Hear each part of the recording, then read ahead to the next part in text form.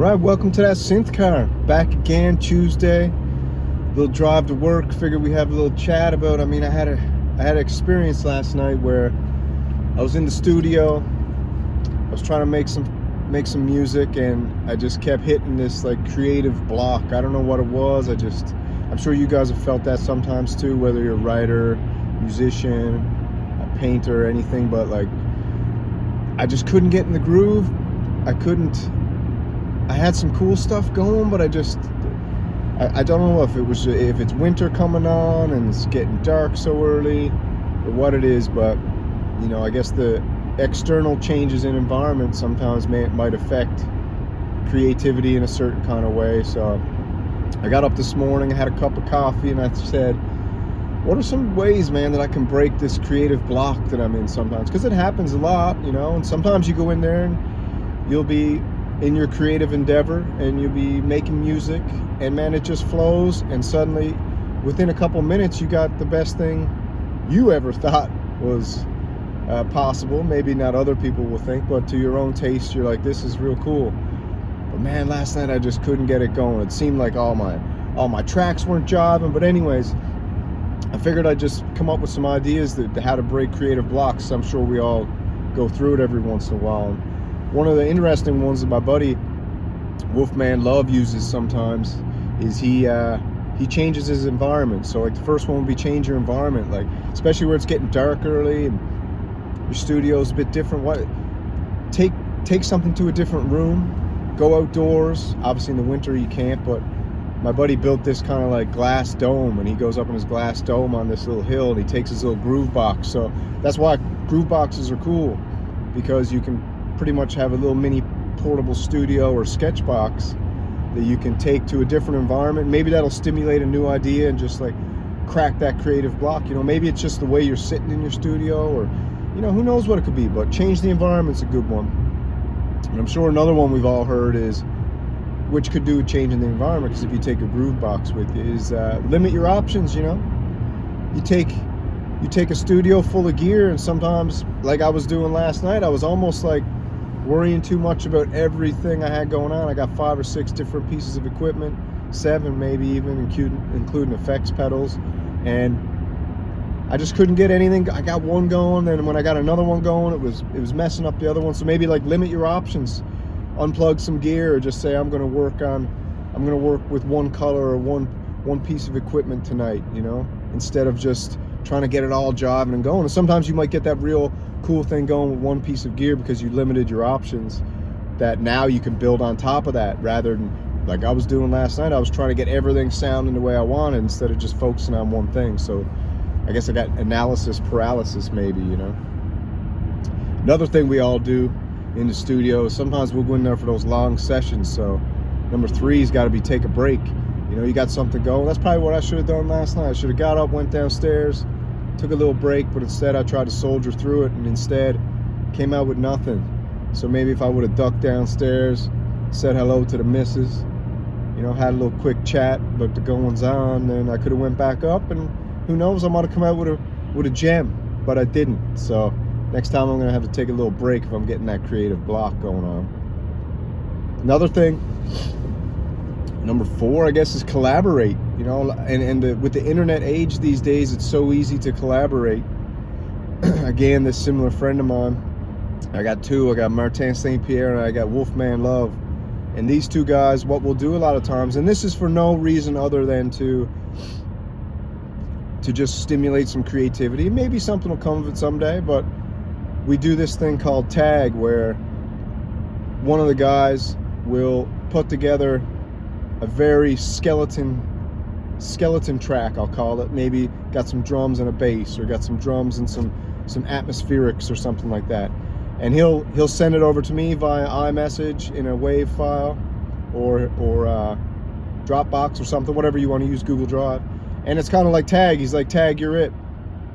And then I'll take that, and some days I'll be in the studio, and the beautiful thing about this is sometimes I'm in the studio and I can't get going with my own little thing, and I'll be like, oh yeah, one of the boys sent me that track, let me throw that in my DAW and just see if I can play around. And I'll throw it in there, and because it's not my own sound, it kind of stimulates a little bit of creativity. And I'll bang a lead on it or some pads, or maybe I'll just like run some different sounds through it, and then I'll just send it back to him, and then it's up to him. If he wants to do it, he can. If he doesn't, he doesn't. But it's just kind of almost like a little training tool. So yeah, that's one of the best ways to break creative blocks, is to collaborate with people. And with how easy it is to send digital files back and forth these days, it's something that I would highly recommend. Is you grab a friend or a buddy who's in the same thing and just play tag. And you don't do it with the intent of making an album or anything. You just do it with the intent to like use it as a tool, almost like practice. I look at music as martial arts, so I like training, and I like putting in reps and doing drills and things like that. And I call it like a sparring session, you know, when I live jam, because I'm trying to like get everything that I know and do it on the fly. So yeah. Number 5 would be experiment with different types of instruments, you know, and I think this is a lot of the reason why people in the music industry, or I guess any creative endeavor, get GAS, which is gear acquisition syndrome. And to be honest, I love GAS. I think it's hilarious. I rarely ever buy anything, but man, when something gets me, like the Ep.6 from Teenage Engineering, that didn't get me because of the sound or because I think it's an amazing product. It got me because of the looks and their genius voodoo marketing. That's what got me. So, and that gassed me out. But guess what? I've never owned a sampler before, and I don't really mind gassing out on this one like another guy I was talking to in the comments the other day, because it's something new and I'll get to practice, and maybe it'll stimulate some new creativity, because it's got like, it's a beatboxing sampler, so it's got tons of sounds that I don't regularly use, and I'm hoping it'll like crack open a little bit of creativity, you know. And then we got some more esoteric methods of breaking creative blocks, you know, things that aren't just like simple or anything. One of the first ones I'm sure you guys all know is meditation and mindfulness. Now I'm guessing meditation can put you in a zone where maybe you get some silence and quiet, and then maybe you're confronting an idea that's been bothering you all day or all week, or something that's been like plugging up the pipeline of your creativity. And maybe some meditation, you know. And meditation doesn't have to be anything like a friggin' yoga guy sitting down in a cross-legged stance, you know, surrounded by candles and singing bowls. No, man, meditation can just be stepping outside and going for a walk, getting some fresh air. It can be exercising, where your mind is like getting into a flow state. So meditation isn't just the, you know, the yoga aspect of meditation. So just take some time and try to be silent and think. That'll help unclog the pipes of creativity.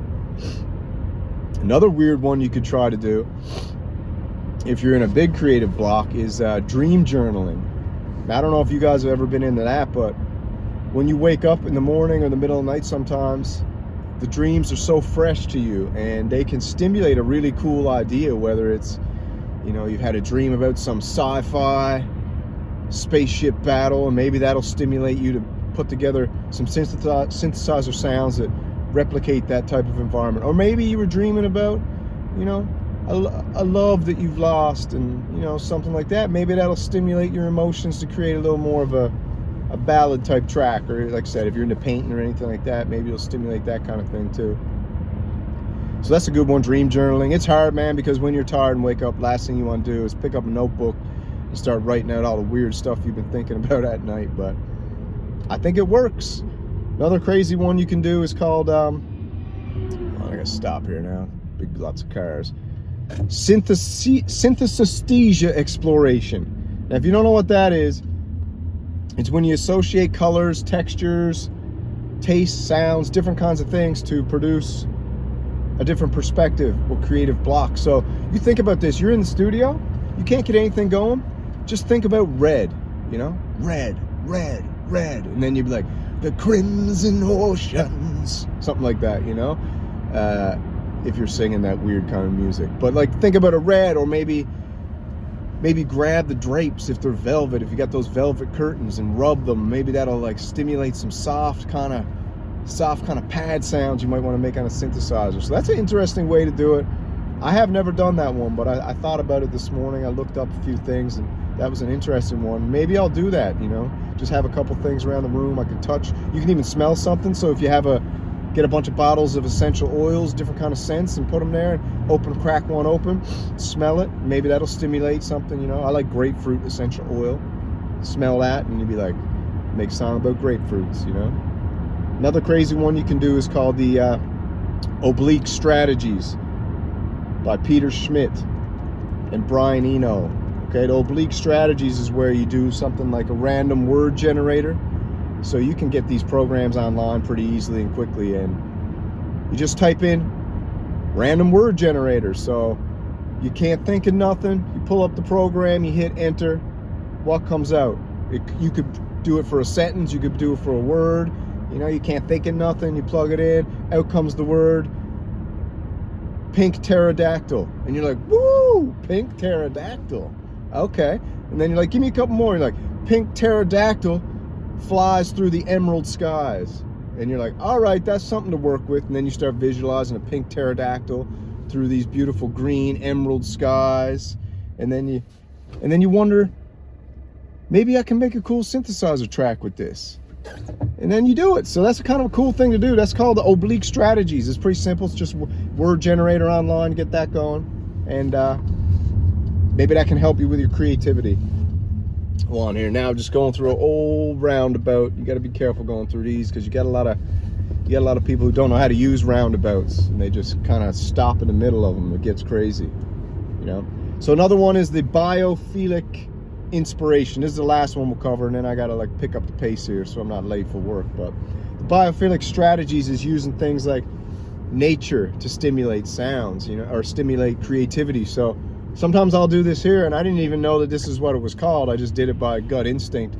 I'll take a music track and I'll add some bird sounds or some whale noises or some wind, some lightning, and that can really set the stage for an environment for you to add your own type of sounds on top of that. So pull up your DAW or get a wave file.